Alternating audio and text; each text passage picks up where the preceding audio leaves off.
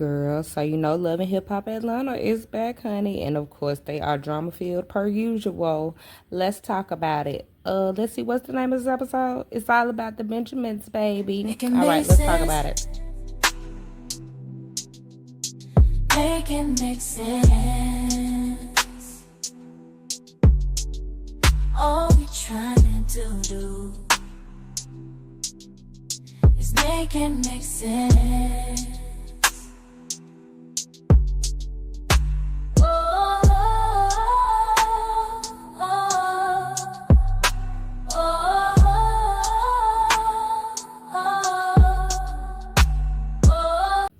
So we start our episode off with Auntie Spice. Auntie Spice said that we was going on tour, but we ain't going on tour no more because she done came to her senses. And she said these folks is not finna act a fool on my dime. And so she decided that we just gonna do this one little show and we gonna get it over with.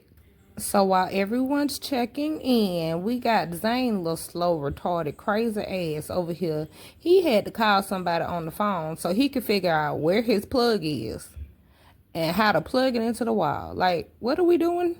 How old are we? Ain't he like 40 something? And you don't know how to look for a charger? You had to call the girl to tell her to Jesus fix it. Moving on. And then we got Bambi over here playing on these folks' phone, trying to act like she got a London accent. Like, girl, I could have sworn we was all over 30. But I guess because we on a field trip, we gonna act as such. And then we have Louis Pradagucci. I promise y'all, every time I look at Carly, anytime I look at Carly, that's going to be what I call her, Louis Pradagucci. Because every time I see her, that's all I think about is that horrible song that she came out with when she first showed up on the scene.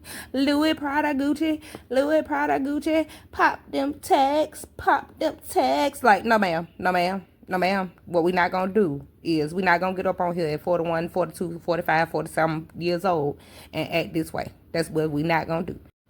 But anywho, so then we had Louis Pradagucci. She comes on here and she says that she did a pop-up per usual. She came on the trip uninvited. Well, somebody invited her, but it wasn't the host of the damn trip per usual. And so she pops up. She says that she's still happy. She's still with her little 22-year-old right now. Because I heard in the streets that they weren't there together that long. But anywho, she's still with her little man or whatever. And she says she happy. All right, girl. Then we have that damn Amy. Like, I don't like Amy. Because Amy seems like she is just like a shit starter for real. She seems like she always in some type of drama. She's saying she ain't messing with Scrap no more. And she still got a beef with Bambi because Bambi dating this dude that she was talking to when she was 10. Like, girl, if you don't get over this mess, like, girl, move on. And then for her to say to Bambi, like, girl, I hope that it's as good as you say it is. Like, girl, you was scoping Scrappy out from the beginning. You was preying on him from the beginning. You was planning your little end on this show. Like, girl, go home. Roger, go home. Then we have our big brother, Chaotic. Like, I like Chaotic. Chaotic is really sweet. He seems like a humble person.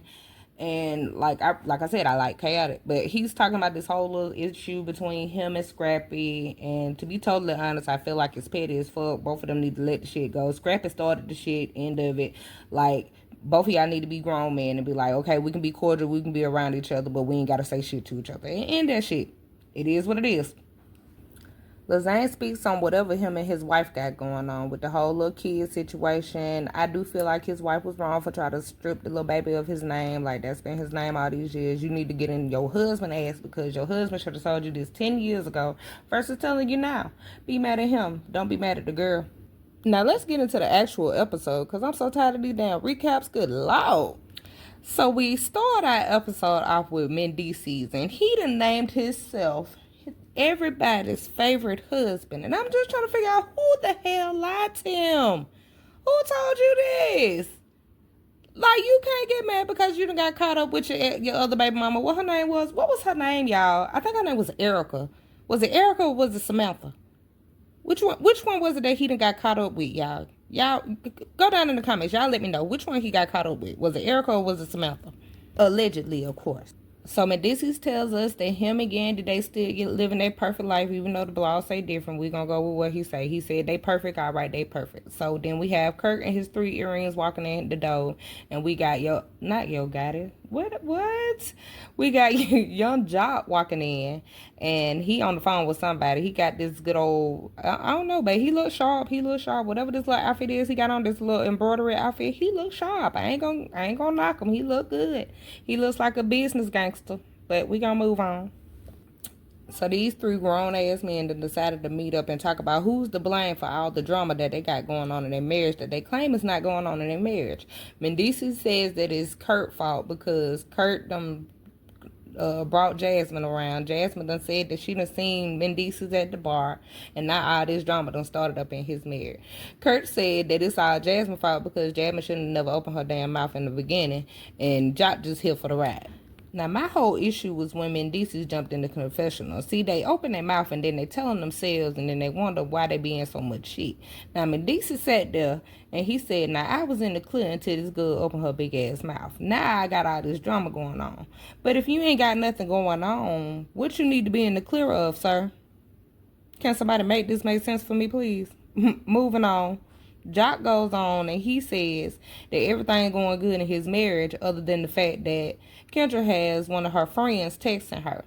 Now, one of her friends done text her and told her how beautiful she was with heart eyes, and Jock done got jealous. But now you see how this girl been feeling. You was messing around with all these women. You done messed around with Sharonda in the shop, and you done messed around with your associates and all this other kind of stuff. Like, that girl tired. Even though, not Kendra, now I can't say that you was wrong too, because you shouldn't have been speaking so much negativity into your marriage. Ever since you've been married to this man, you've been hollering, oh, well, I wanted a divorce. I want a divorce. I want a divorce. But you can't keep saying that you want a divorce and then expect for him to straighten up. That ain't how shit work. I'm sorry. I'm just calling how it is. Then they talk about how they finna get ready to go on this convention and whatever, blah, blah, blah. Okay, cool. So then we have Bambi and Louis Pradagucci. Like, I am so sick of Carly. Carly try to find any type of way, shape, or form to start up some type of drama with somebody every freaking season. Like, I don't understand. I really don't understand. Carly, you're supposed to be leading by example. You are almost 60 years old and you still out here acting a fool. Like, can somebody please make this make sense?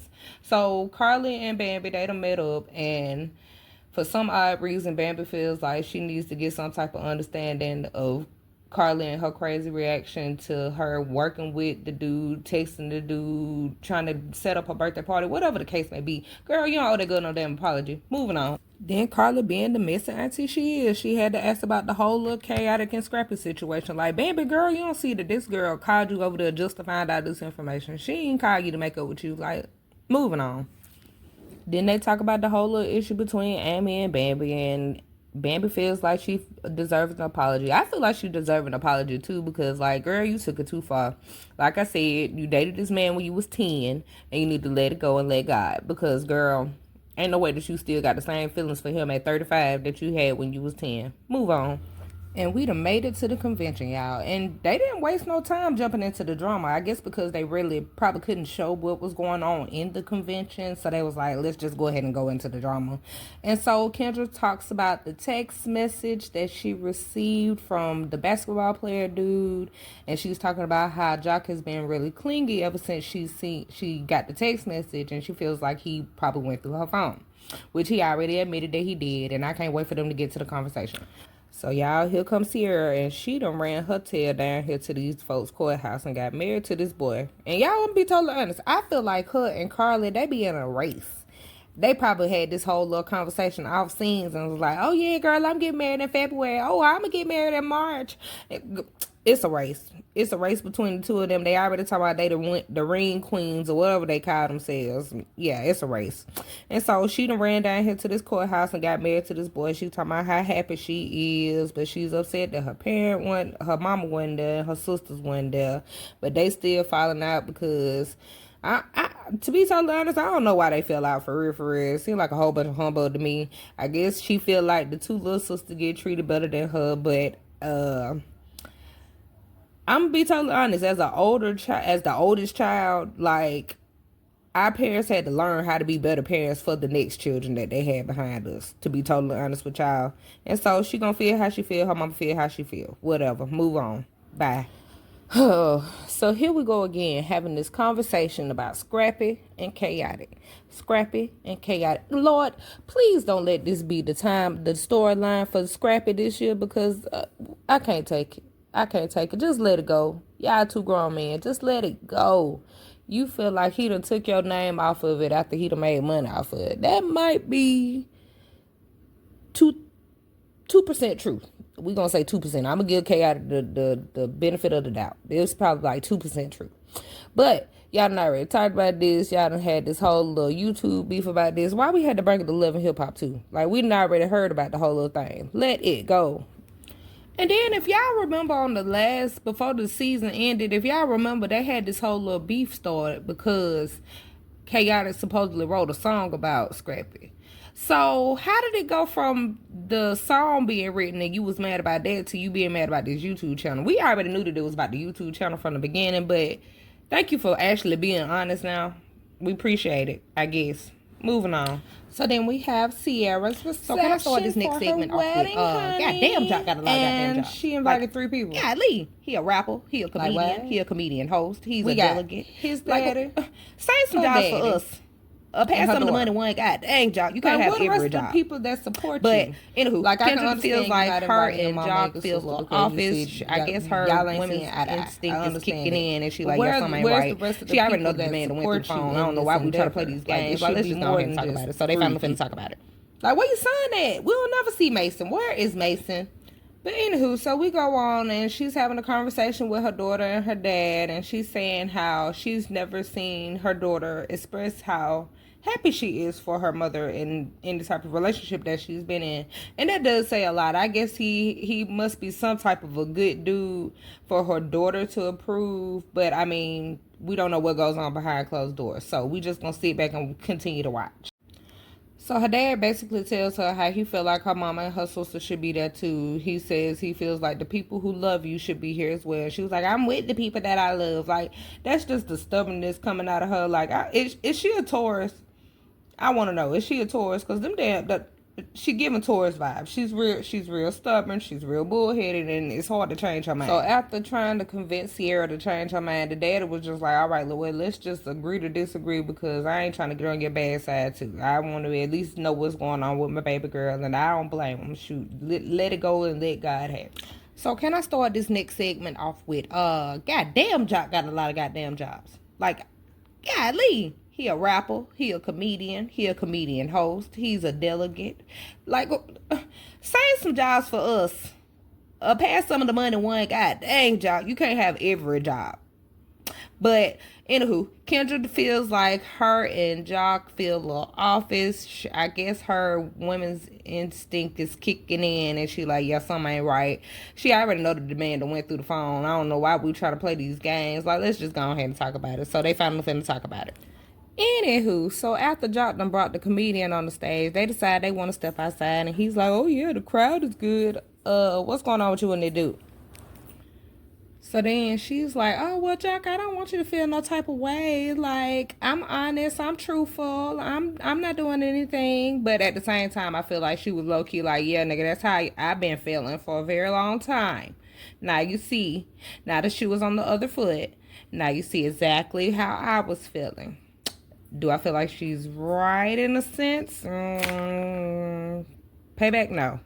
The way she feels? Yeah. So they get into this whole little argument, and Jock is like, oh, well, I know you seen these messages, this, that, and the third. And she's like, well, I seen them, but I didn't reply to them. And to be totally honest, y'all, I'm trying to figure out how the whole argument got twisted. Like, yeah, I understand that you're upset that she responded to this man after he had sent these messages, but she didn't respond to those particular messages. I feel like something got twisted up within their conversation that made him blow up and made it get to where it was. And once again, they brought up the whole little divorce thing.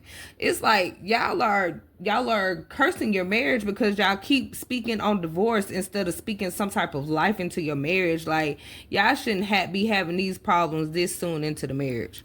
Okay, y'all, so I went back and I rewatched the argument, and from my understanding, Jock was making the accusation that Kendra was meeting up with said dude whenever he was in Atlanta, and he was messaging her during this time, whatever the case may be.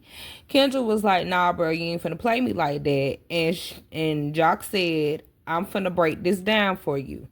She heard, I'm finna break you, not break this down. She heard, I'm finna break you. And so she was like, you can't break me. Never. And that's where the problem became. So then they started yelling FUs back and forth between each other. He said, I'm done with you. And he said, divorce be. And I felt like that was very disrespectful. But once again, this all started from miscommunication.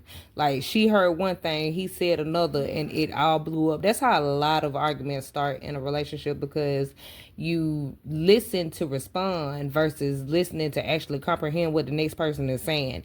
And that's where a lot of their issues come. I noticed that in this show, in these series, since they've been together, a lot of their arguments start from miscommunication.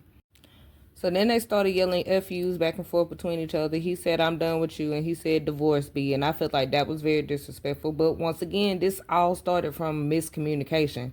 Like, she heard one thing, he said another, and it all blew up. That's how a lot of arguments start in a relationship, because you listen to respond versus listening to actually comprehend what the next person is saying. And that's where a lot of their issues come. I noticed that in this show, in these series, since they've been together, a lot of their arguments start from miscommunication.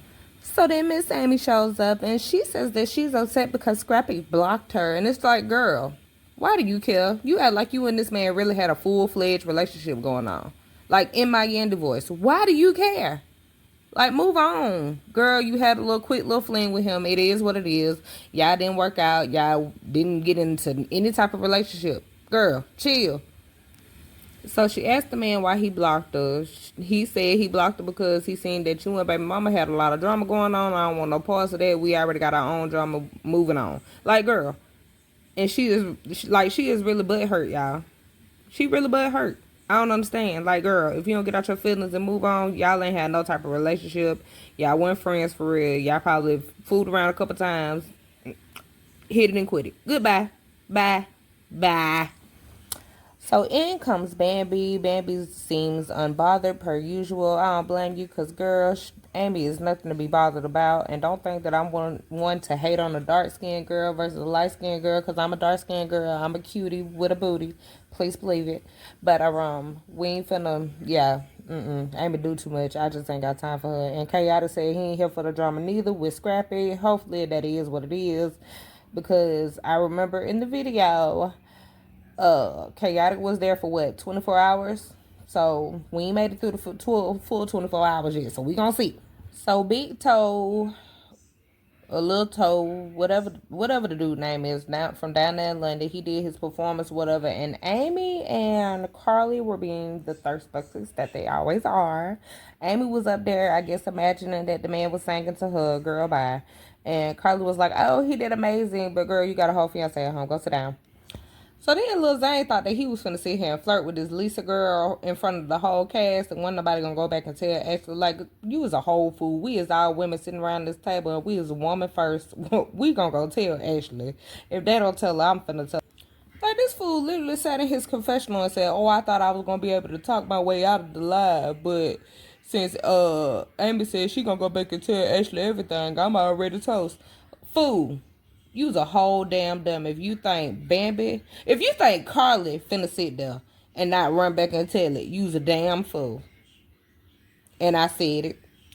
So Carly decides that she wants to step in and play peacemaker per usual. Girl, go sit down. But it actually worked.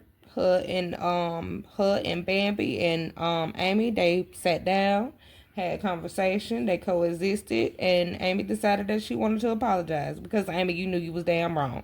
And I guess it took for Scrappy to tell you, girl, I blocked you because I ain't got time to have drama between you and my baby mama for you to see that this dude don't give a shit about you. So then the ladies try to step in and they try to do the same for Chaotic and Scrappy. Lord Jesus. Chaotic tried to be grown about this, the whole little situation, but Scrappy was definitely being very childish. And I'm going to let y'all hear how the conversation went, and I see why it played out the way that it did. Hold on, y'all. So Scrappy and Chaotic, is your turn. Is there a way that maybe a conversation could be had, cleared, and moved on. I will say this. Y'all, as two brothers, as two people who... What that is? Man, y'all would... Come on, man. Once you think of me as not a good person in your life, or you don't with me, just stick to that and stay with that. And I'm going to stick to it and stay to it. But you don't feel that way. Like, in real life, y'all brothers and... Okay. Maybe it's a sorry on my end. You know, because I probably went too hard or something. Took something the wrong way or something like that, you know. So I want to say, I'm sorry to Chaotic, you know what I mean? We're getting somewhere. We're not. Because I can give a... Now, Chris, now you was wrong, bruh. You was wrong. Because why you couldn't just let it be an apology and just let it be what it was? You ain't have to do all that extraness to my not because I could give a fuck. Like, that's so childish. That's so childish. I can definitely see the Mama D coming up at you. Like, we got to do better. Especially as a 30-some-odd-year-old man. So when they came back from commercial, Scrappy's like, oh, well, he said if he stand on business, then he gonna be on that. And then I'm gonna be like this. Like, oh, my God. So many people listen to respond and they don't listen to actually comprehend it. And I just don't understand it, Jesus. Like, this did not have to be what it was. Like, if y'all actually sit down like two grown men and actually talk about it, y'all can figure this out. You talking about, oh, you talk shit on YouTube. You did this on YouTube. Like, bruh, you did this on national TV. Y'all doing the same exact shit as grown-ass men. If y'all don't want to be friends, don't be friends. Y'all don't have to communicate. Y'all don't have to talk. Y'all don't have to be around each other. Like, let it go. But, of course, they couldn't let it go. They go back and forth, arguing like two little girls. Scrappy throws a drink. And, yeah, that's how the episode ended. So, y'all let me know what y'all think in the comments. Y'all let me know what y'all think about the whole episode in general. How y'all feel about the whole situation between Scrappy and Chaotic. Let's talk about it. Y'all have a good night. Oh, and don't forget to like, share, and subscribe. Bye, y'all. Make it make sense.